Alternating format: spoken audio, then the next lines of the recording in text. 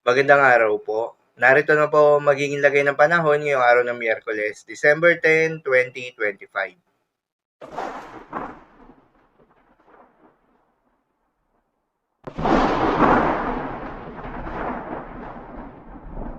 Sa kasalukuyan na tayo sa pag-asa, patuloy na umiiral itong shear line o yung banggaan ng malamig at mainit na hangin at nakakaapekto sa may eastern section ng Central Luzon. Dahil dito ay asahan yung maulap na kalangitan na may kalat-kalat ng mga pagulan at isolated thunderstorms. Northeast monsoon naman o hanging amihan ang nakakaapekto sa may northern Luzon. Dahil dito ay asahan naman yung maulap na kalangitan na may kasamang mahihinang mga pagulan.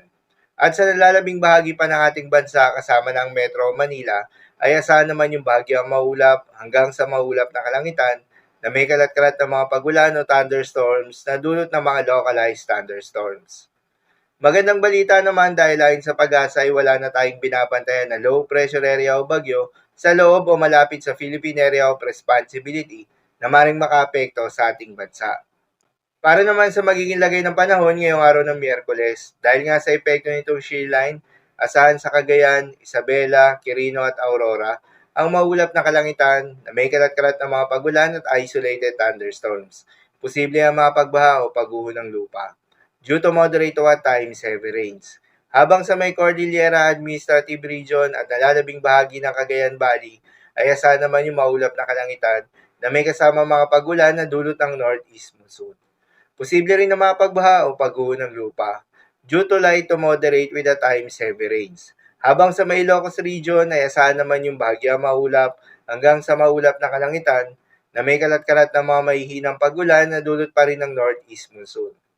At sa Metro Manila at nalalabing bahagi pa ng ating bansa ay asahan naman yung bahagyang maulap hanggang sa maulap na kalangitan na may kalat-kalat na mga pagulan o thunderstorms na dulot ng mga localized thunderstorms. Posible rin na mapagbaha o pagguho ng lupa during severe thunderstorms. Madalas, nabobo ang mga thunderstorms na ito tuwing hapon o gabi na nagtatagal ng 1 hanggang 2 oras.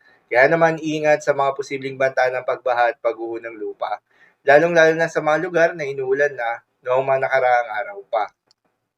Para naman sa magiging lagay ng mga dagat baybayin, ayon sa pag-asa ay wala tayong nakataas na gale warning sa anumang seaboards ng ating bansa.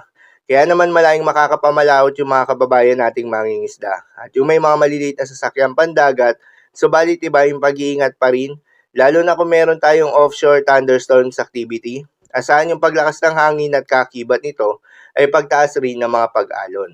So yun lamang po para sa lagay ng panahon ngayong araw ng Miyerkules. Keep safe everyone.